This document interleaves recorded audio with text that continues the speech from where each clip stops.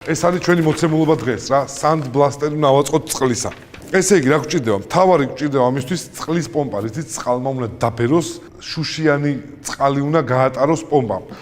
შპინდელის პომპა ავირჩიეთ, ეს არის 2.5 HP-ის მქონე, ძალიან კაი არის, 1 კილოვატიანია.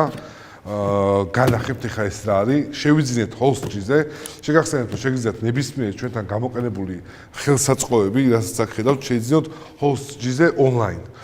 და მეორე დღესვე მოგიტანენ ამ ყველაფერს სახში რა, ფასებს თქვენ თვითონ ნახავთ, რამდენად კარგია. ეხლა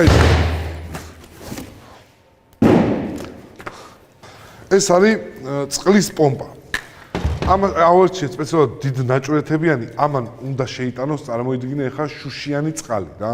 ვიღაცები გონია რომ გაფუჭდება ეს, მაგრამ მე ვიზახი რომ არ გაფუჭდება ეს, იმიტომ რომ ის არის ფხვნილი.